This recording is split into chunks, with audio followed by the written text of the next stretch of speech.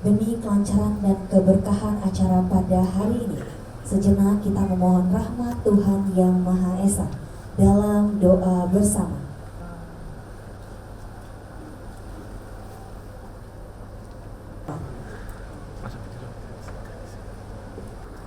Yang sama kita hormati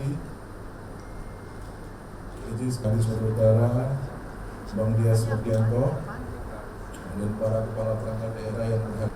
Kemudian ada Bu Direktur Rumah Sakit. Program Surabaya Cepat sebagai pengungkit awal atau PIPID. Tujuannya seluruh program dan proyek tersebut diarahkan agar selaras dengan arah kebijakan, indikator dan target dan indikator SDGs dalam penyusunan rencana aksi daerah. Salah satu proyek strategis daerah memiliki peran yang sangat penting. Seluruh program pembangunan tidak berjalan secara parsial, melainkan saling terhubung.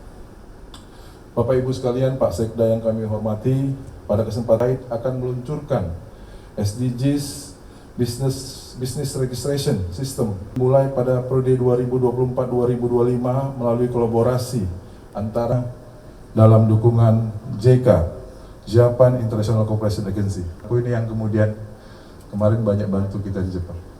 Ada juga fotonya. Ini ditujukan untuk mentransformasi bentuk kemitraan yang sebelumnya cenderung ad hoc menjadi platform yang lebih terstruktur dan berkelanjutan. Pembangunan berkelanjutan dapat dioptimalkan. Sistem BRS yang telah kita kembangkan tersebut diharapkan mampu menyelaraskan pertumbuhan ekonomi dengan tanggung jawab sosial dan lingkungan. Oleh karena itu, agensi JK atas dukungannya, Jepang dipilih sebagai rujukan karena keberhasilan pemerintah daerahnya dalam mengintegrasi lembaga yang kuat. Ke depan, kami berharap kerjasama ini tidak hanya berhenti lainnya, sehingga dapat memberikan kontribusi signifikan dalam mempercepat pencapaian. Bapak Ibu sekalian, pada tahun 2026 ini, pemerintah Sumatera menargetkan 500 UMKM yang terdaftar dalam sistem 29 pelaku usaha pada sistem BRS dengan kategori 15 pelaku usaha dengan status benar menjadi pedoman yang dapat diimplementasikan sehingga berdampak pada. Mari kita jadikan forum ini sebagai momentum untuk memperkuat komitmen bersama dalam wujud Indonesia project.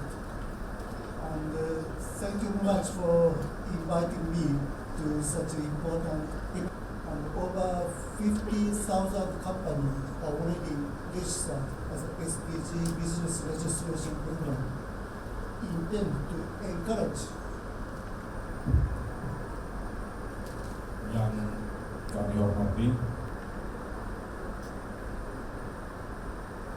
Mr. Misaki Mitsi, Simbolis launching sistem pendaftaran Business Registration System. Bapak, kita akan sama-sama 2, 1. Baik, dengan dipukulnya dong, maka 1. Kita lihat kamera lagi, kita hitung mundur dari 3, 2, 1. Baik, terima kasih. Ya Pak Sekda, tadi bisa diberi sedikit keterangan mengenai launching Business Registration System. Ya, ini hari kita launching, ini yang pertama di Indonesia dan pemerintah provinsi pasti mendukung pembangunan berkelanjutan terkait dengan SDGs.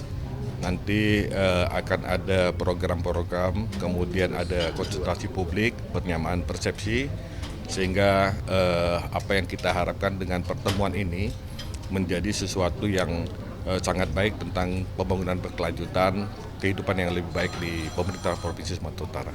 Baik Pak, untuk progresnya kita bisa tanya ke Pak Diki. Pak Diki, saat ini Oke, jadi SDGs ini implementasinya ditargetkan sampai dengan 2030 itu bisa tercapai 17 tujuan SDGs.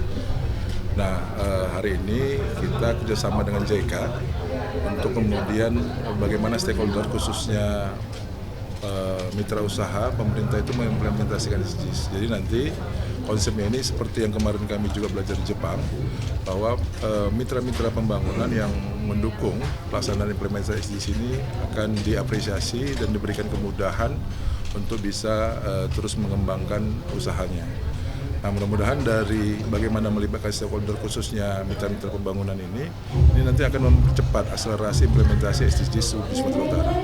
Dan seperti sampaikan Pak Sekda tadi, tentunya pemerintah provinsi, Pak Gubernur, ini sangat mendukung dan mudah-mudahan kita bisa menjadi yang pertama penerapan implementasi di Indonesia, sehingga Sumatera Utara ini akan menjadi role model bagaimana implementasi dan percepatan pelaksanaan SDGs ini bisa dicapai. Mudah-mudahan sebelum 2030 Sumatera Utara sudah bisa mencapai itu.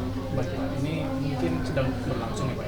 Kemarin kan sempat terjadi bencana di beberapa daerah di Sumatera Utara. Apakah terdapat kendala dalam pembangunan yang direncanakan sebelum 2030 ini? Ya pasti, tentunya Sumatera Utara kan punya target pembangunan yang sudah diterapkan. Jadi desain target pembangunan itu sudah didesain sebenarnya sebelum bencana. Tapi kemudian memang akan ada penyesuaian dan akselerasi. Jadi tetap target utama kita penerapan ini dan kemudian implementasi target-target tetap kita kejar.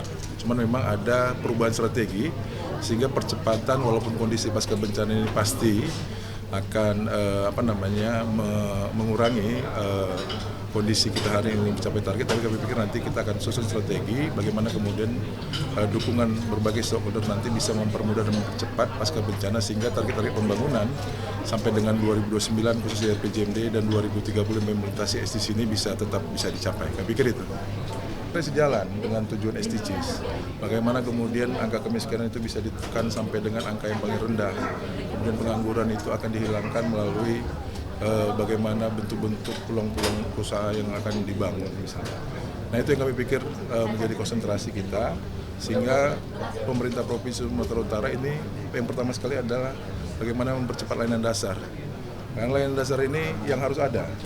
Kemudian infrastruktur, karena dengan infrastruktur ini pertumbuhan ekonomi bisa tumbuh, kemudian distribusi logistik bisa berjalan, dan kemudian yang berikutnya adalah tahap pemulihan ekonomi.